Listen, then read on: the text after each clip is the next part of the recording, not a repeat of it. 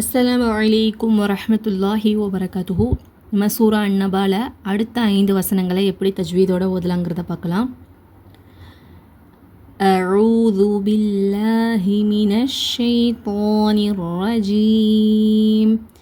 பிஸ்மில்லாஹிர் ரஹ்மானிர் ரஹீம்.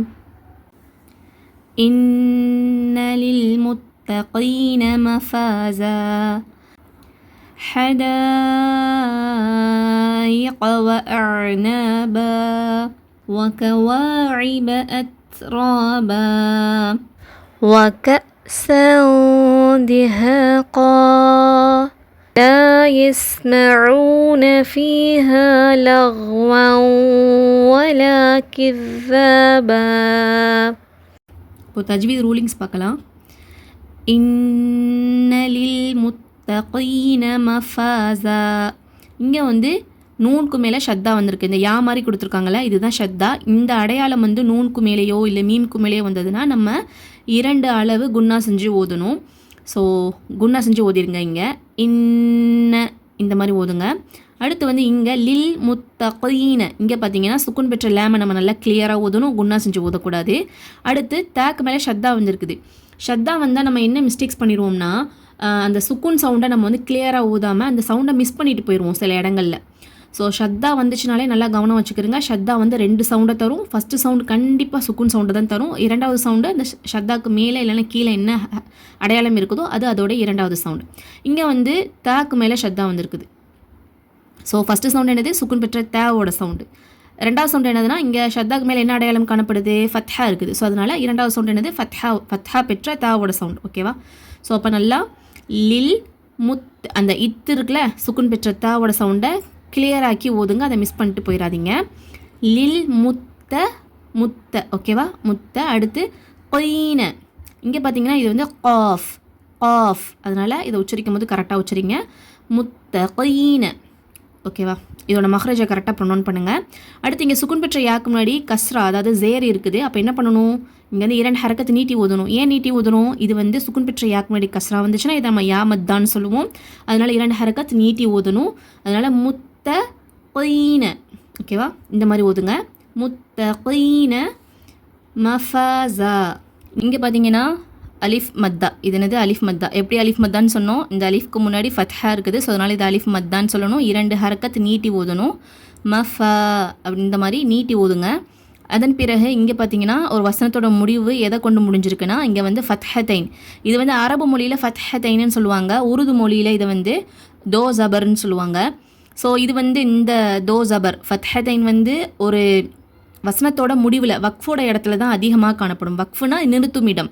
ஸோ அந்த பிளேஸில் தான் இது அதிகமாக காணப்படும் போது நம்ம என்ன பண்ணணும்னா, மஃபாஸன்னு சொல்லிட்டு நம்ம ஓதக்கூடாது. மஃபாஸான்னு 2 ஹரக்கத்து நீட்டி நிப்பாட்டணும்.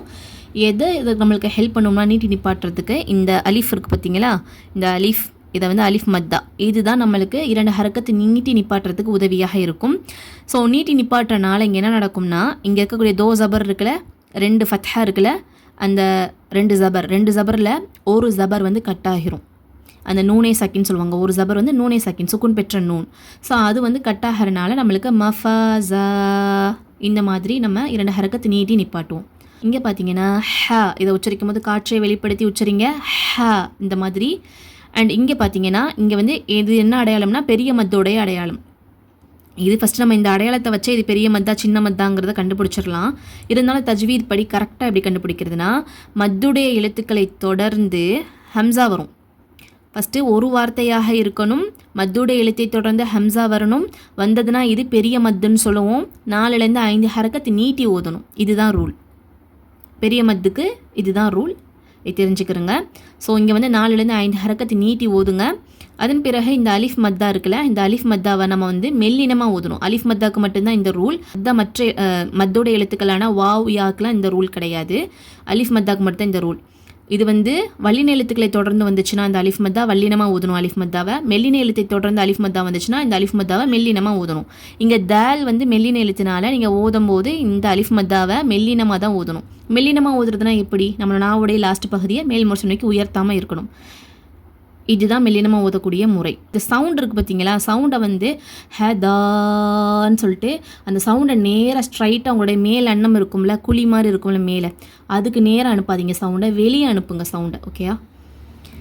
நெக்ஸ்ட்டு ஹம்சாவோட சவுண்டை கரெக்டாக கொடுத்து உச்சரிங்க. அண்ட் இது வந்து காஃப். காஃப் வந்து வல்லின எழுத்து. ஸோ வல்லினமாக உச்சரிங்க. வல்லினமாக உச்சரிக்கிறதுனா எப்படி, நாவோட லாஸ்ட் பகுதியை மேல் முரசு நோக்கி உயர்த்தணும். உயர்த்தி உச்சரிங்க. அடுத்து வ ந ப வா. வாவை உச்சரிக்கும் போது உதடுகளை குவிச்சு உச்சரிங்க. உதடுகளை குவிக்கணும் வாவை உச்சரிக்கும் போது. ஸோ உதடுகளை குவிச்சு, வாவுக்கு மேலே ஃபத்ஹா இருக்கிறனால ஃபத்ஹாவை உச்சரிக்கும் போது நம்மளோட வாயை திறக்கணும்.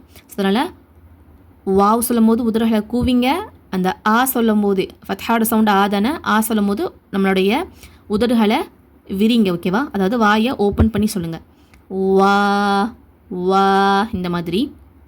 அண்ட் இந்த ஐன் இருக்குல்ல, ஐன் வந்து சுக்குன் பெற்று வந்திருக்குது. இதுக்கு வந்து கொஞ்சம் நேரம் கொடுத்து உச்சரிக்கணும். வ அ ந பா இந்த மாதிரி ஹம்சாவோட சவுண்டை கொடுத்தும் உச்சரிக்கக்கூடாது. வ அ ந பா இந்த மாதிரி கல்கலா செஞ்சும் உச்சரிக்கக்கூடாது. வ அ ந பா கொஞ்சம் நேரம் உங்களோட தொண்டைக்குள்ளே இந்த ஐனை பிடிச்சி வச்சுட்டு அதுக்கப்புறம் ரிலீஸ் பண்ணுங்கள். இந்த தன்மையை நம்ம எப்படி சொல்லுவோம்னா, தன்மையை வந்து சிஃபத்துன்னு சொல்லுவாங்க அரபில். ஸோ இந்த ஐனோடைய இந்த சிஃபத்தை நம்ம எப்படி சொல்லுவோம்னா தவஸ்ஸுத் இந்த மாதிரி சொல்லுவோம். அதாவது இடைப்பட்ட நிலையில் நம்ம உச்சரிக்கணும். ஃபாஸ்ட்டாகவும் உச்சரிக்கக்கூடாது, ரொம்ப ஸ்லோவாகவும் உச்சரிக்கக்கூடாது. இடைப்பட்ட நிலையில், ரெண்டுக்கும் இடைப்பட்ட நிலையில் உச்சரிக்கணும். அதனால் ஐனை உங்களோட தொண்டையில் கொஞ்சம் நேரம் பிடிச்சி வச்சுட்டு அதுக்கப்புறம் ரிலீஸ் பண்ணுங்கள். வ ந ப இந்த மாதிரி உச்சரிங்க. அண்ட் இங்கேயுமே அலிஃப் மத்தா இருக்குது. ஸோ 2 ஹரக்கத்தை நீட்டி ஓதுங்க பான்னு சொல்லிட்டு. அண்ட் இங்கேயுமே வந்து பன்னில் முடிஞ்சிருக்குது. ஸோ ஃபத்ஹத்தைனை கொண்டு முடிஞ்சால் உங்களுக்கு என்ன செய்யணும்னு தெரியும். அலிஃப் மத்தாவை பயன்படுத்தி 2 ஹரக்கத்தை நீட்டி பான்னு உச்சரிங்க.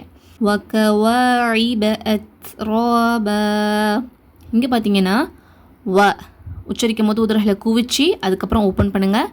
கவா. இங்கே பார்த்தீங்கன்னா அலிஃப் மத்தா இருக்குது. ஸோ 2 ஹரக்கத்தை நீட்டி ஓதுங்க. வகவாஇப. ஐபேன்னு ஓதிடாதீங்க, கஸ்ரா மட்டும்தான் இருக்குது. அதனால் ஐ இந்த சவுண்ட் மட்டும் கொடுக்கணும்.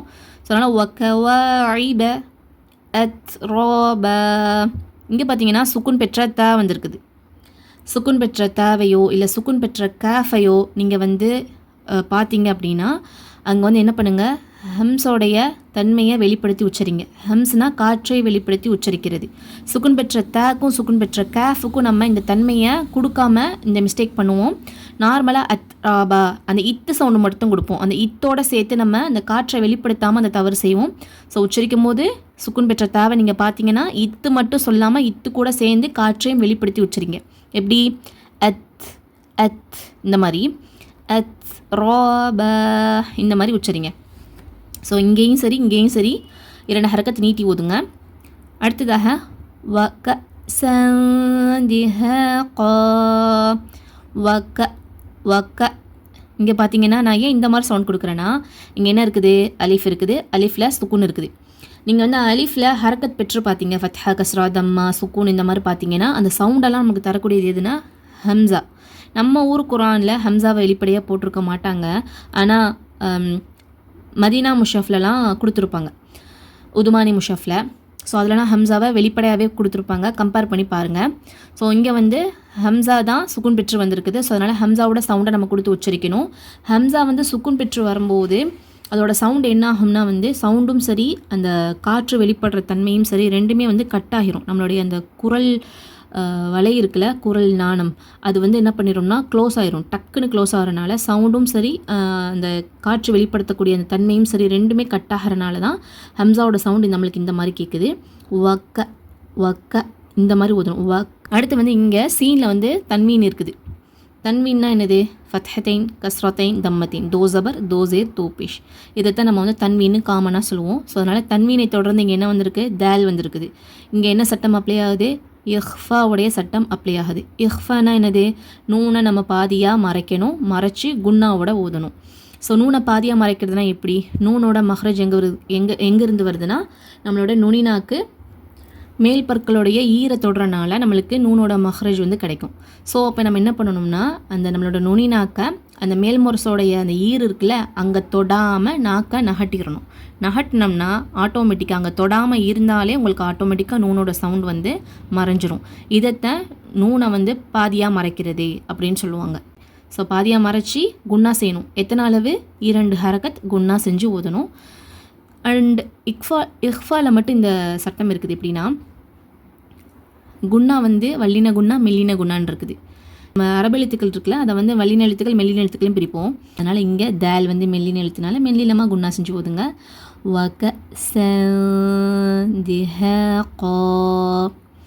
இது வந்து மெல்லின எழுத்து. இதோட சவுண்டை வச்சு எல்லோரும் என்ன தப்பாக அண்டர்ஸ்டாண்ட் பண்ணுவாங்கன்னா, இது வந்து ஹெவி லெட்டர் வல்லின எழுத்துன்னு நினைப்பாங்க. ஆக்சுவலி இது வந்து ஒரு வீக் லெட்டர்.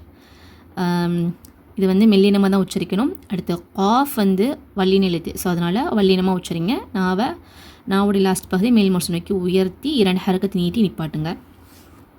நெக்ஸ்ட் வந்து லா யஸ்மஊன. இங்கே பார்த்தீங்கன்னா லாம் அலிஃப். இந்த அலிஃப் யார்? அலிஃப் மத்தா. எப்படி அலிஃப் மத்தான்னு சொன்னோம்?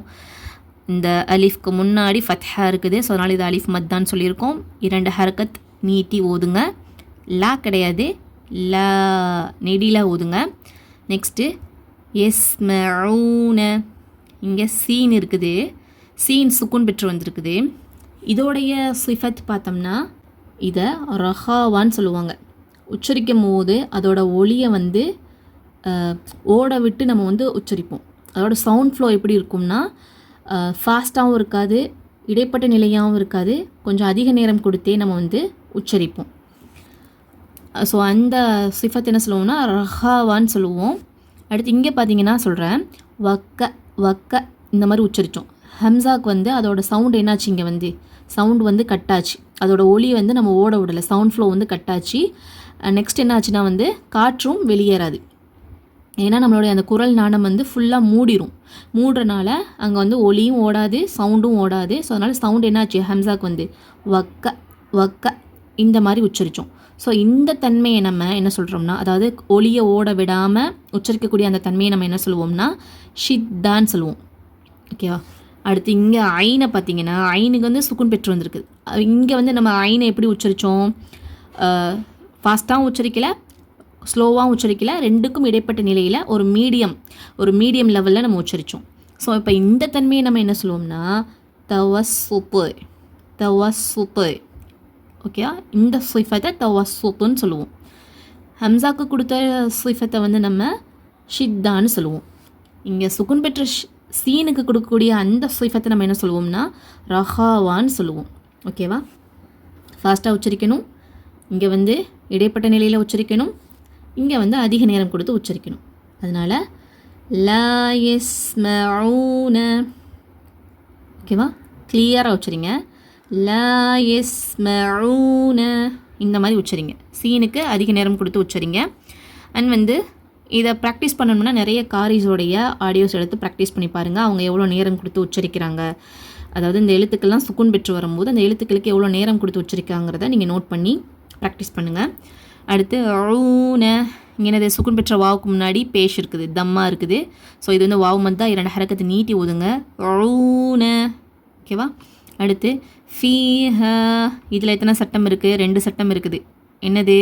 சுக்குன் பெற்ற யாக்கு முன்னாடி கஸ்ரா இருக்குது. ஸோ இது யா மத்தா 2 ஹரக்கத்து நீட்டி ஓதணும். இங்கே அலிஃப்க்கு முன்னாடி ஃபத்ஹா இருக்குது. ஸோ இது அலிஃப் மத்தா 2 ஹரக்கத்து நீட்டி ஓதணும். அதனால் ஃபீஹா இந்த மாதிரி ஓதுங்க. அடுத்து லவலா கிஸபா. இங்கே பார்த்தீங்கன்னா ஐன் இருக்குது, சுக்குன் பெற்று வந்திருக்குது. இங்கே என்ன சிஃபத் அப்ளை ஆகும்னா ரஹாவா. அதனால் அதிக நேரம் கொடுத்து உச்சரிங்க. இங்கே வந்து வாவில் தன்வீன் இருக்குது, தன்வீனை தொடர்ந்து ஷத்தா பெற்ற வாவ் வந்துருக்குது. இங்கே என்ன சட்டம் அப்ளை ஆகும்னா இதுகாம் பில் குன்னா நாகிஸ். அதாவது இதுகாம்னா சேர்க்கிறது, இணைக்கிறது. அந்த பில் குன்னானா குன்னா செஞ்சு ஓதணும். நாகிஸ்னா முழுமையற்ற இணைத்தல். இந்த இணைக்கிறோம்ல வாவுன்னு சொல்லிட்டு இணைக்கும் போது இங்கே இணைகிறது வந்து ஃபுல்லாக இணையாது, முழுமையற்ற இணைத்தலாக இருக்கும். மற்ற இணைத்தல்னால் என்னதுன்னா, நம்ம இணைக்கிறோம்ல இங்கே வந்து வவுன்னு சொல்லிட்டு இணைக்கும் போது அந்த யூ சவுண்ட் இருக்குல்ல, இவ் சவுண்டு வந்து நம்மளுக்கு ஃபுல்லாக கொடுக்காது. யூ சவுண்டில் பாதி சவுண்டு தான் நம்மளுக்கு வரும். இன்னொரு பாதி சவுண்டு என்ன சவுண்டுனா அந்த சுக்குன் பெற்ற நூன் சவுண்டு இருக்குல்ல, இங்கே நம்மளுக்கு தன்பின்னாலே சுக்குன் பெற்ற நூனோட சவுண்டு இருக்கும். ஸோ அந்த நூன் சவுண்டு பாதியும் அந்த இதில் இதோடைய இவ் சவுண்டு பாதியும் மிக்ஸ் ஆகி இந்த மாதிரி சவுண்டு தான் இது தரும். அதனால் வவு வவு இந்த மாதிரி தான் இது இணையுமே தவிர வவு வவ் இந்த மாதிரி சவுண்டை தராது. ஓகேயா? ஸோ அதனால தான் இது என்ன சொல்கிறோம், இதுகாம் பில்குன்னா நாகிஸ் முழுமையற்ற இணைத்தல். அதனால் இந்த மாதிரி உச்சரிங்க. ஈயூ ஈயூ இந்த மாதிரி சவுண்டு வரணும் இங்கே. வலா கிஸ்ஸபா இங்கே பார்த்தீங்கன்னா இங்கே வந்து அலிஃப் மத்தா இருக்குது. ஸோ 2 ஹரக்கத்து நீட்டி ஊதுங்க. அண்ட் ஜாலுக்கு மேலே அலிஃப் சகீரா இருக்குது. இது வந்து அலிஃப் மத்தாவுடைய ஒரு குட்டி வெர்ஷன். அலிஃப் சகீரா கடா ஜபர் இருக்குது. ஸோ 2 ஹரக்கத்து நீட்டி ஊதுங்க. அலிஃப் மத்தாக்கு எப்படி 2 ஹரக்கத்து நீட்டி ஊதுனீங்களோ அதே மாதிரி தான் இதுக்கும் 2 ஹரக்கத்து நீட்டி ஊதணும். அதனால் கிஸ்ஸா இந்த மாதிரி நீட்டி ஊதுங்க. அண்டு ஜாலுக்கு மேலே ஷத்தா வந்திருக்குது. ஸோ சுகுன் பெற்ற ஜாலோட சவுண்டை கிளியராக்கி ஊதுங்க. அண்ட் இது வந்து தால் கிடையாது, ஜால். உங்களோட நுனிநாக்கு மேற்பற்களுடைய விளிம்பை தொடுவதன் மூலமாக இந்த ஜால் வந்து உச்சரிக்கப்படுது. ஸோ கித்தாபான்னு உச்சரிச்சிடாதீங்க, கித்தாபா. ஓகேவா? அண்ட் இங்கே வந்து ஃபத்ஹத்தைனில் முடிஞ்சிருக்குது. ஸோ அலிஃப் மத்தாவை பயன்படுத்தி 2 ஹரக்கத்து நீட்டி நிப்பாட்டுங்க.